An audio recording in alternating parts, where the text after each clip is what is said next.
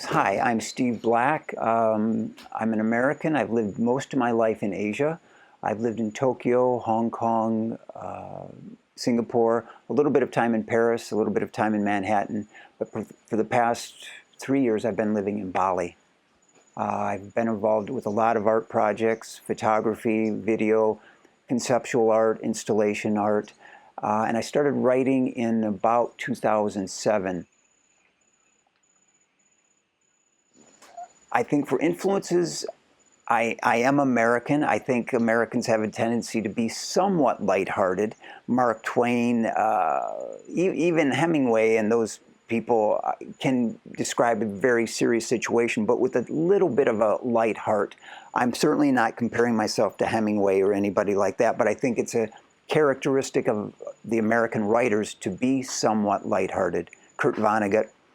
But I've lived most of my life in Asia, a lot of time in Japan. So I think my writing style is influenced by Japanese language structure, idioms, parts of speech, the ways that you construct sentences, with an American sensibility. And I've spent some time in Europe, so hopefully that's added a bit of depth and some seriousness as well.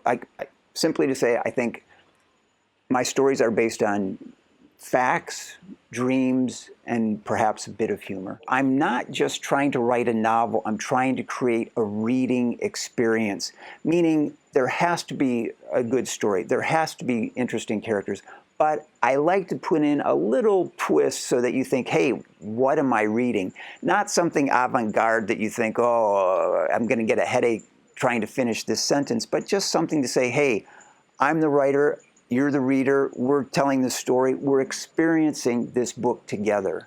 So it's not just A to B, we'll go a little bit around. My relationship with books began with childhood. My father was a book salesman. I grew up surrounded by boxes of books all over the place. I always wrote short stories, articles for magazines, screenplays, but it wasn't until 2007 that I made the decision to actually write a book, which is a very different situation.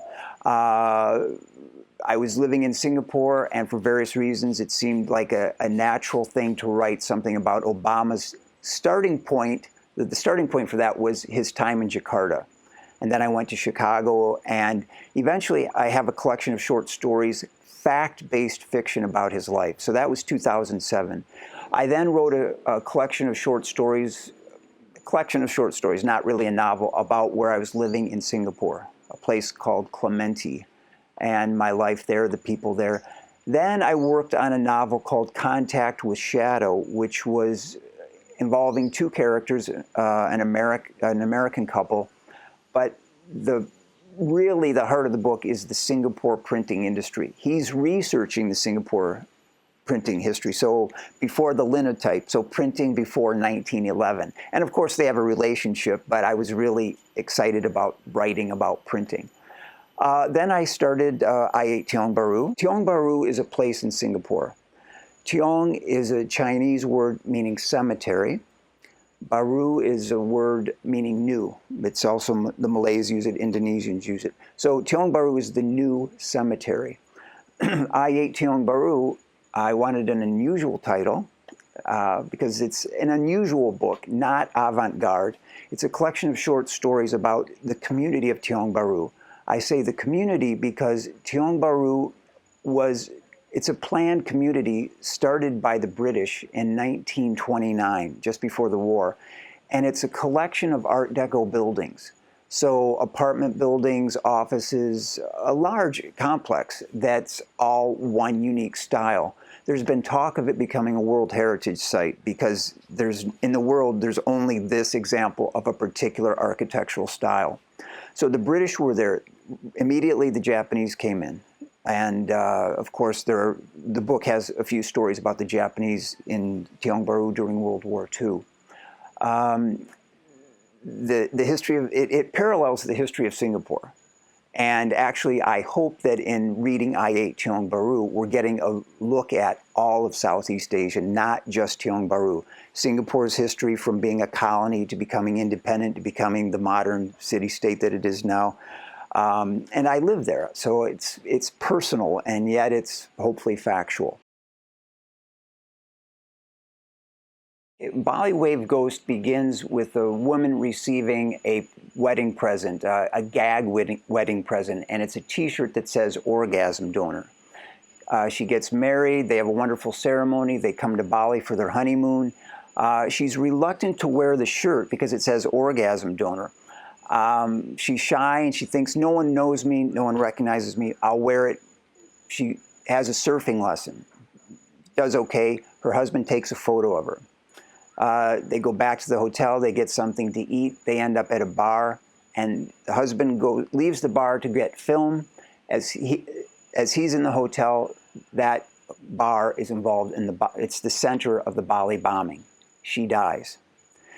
Immediately after, somebody from the embassy says, hey, we need a photo of your wife. The only thing he has is the photo of her wearing the orgasm donor t-shirt. He thinks they're just going to use the head. Next thing you know, the photo of this woman in a wet t-shirt is all over the world. Media's picked it up, newspapers, magazines, everywhere. He becomes known as Mr. Orgasm Donor. Reluctantly. The story of Bali Wave Ghost is that man who's become known as Mr. Orgasm Donor, or OD, coming back to Bali 20 years later for a memorial ceremony. So he's looking at his life, his relationship with her, as well as experiencing Bali. So it's contemporary Bali, a bit about the Bali bombing, but it's basically this man's adventures in Bali. Bali Wave Ghost is set in 2022, number one, because it's 20 years after the actual bombing. So the main character is coming back from memorial service.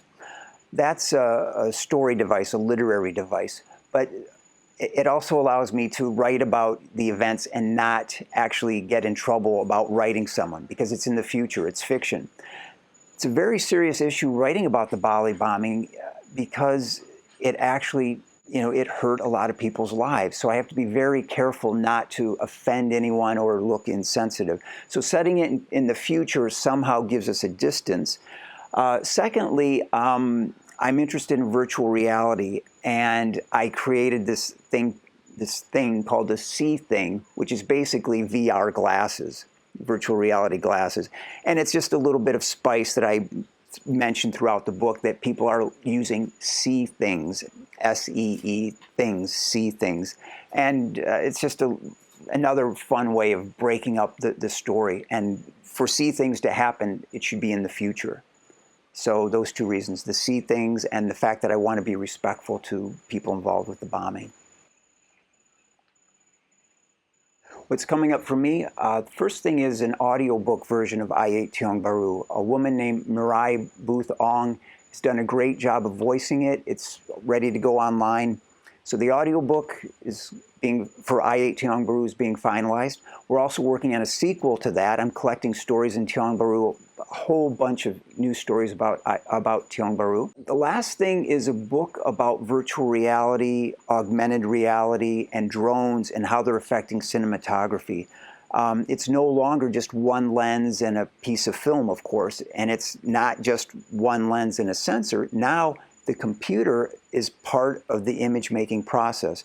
So I'm not writing a technical book, but I think it's really interesting to step back and think, wow, 360 VR means you have 6 cameras. You have 6 cameras. There's no way that I can visualize that. I need a computer to be part of the shooting process. So it's a meditation or a reflection on how technology is a part of this, and it's a new dimension.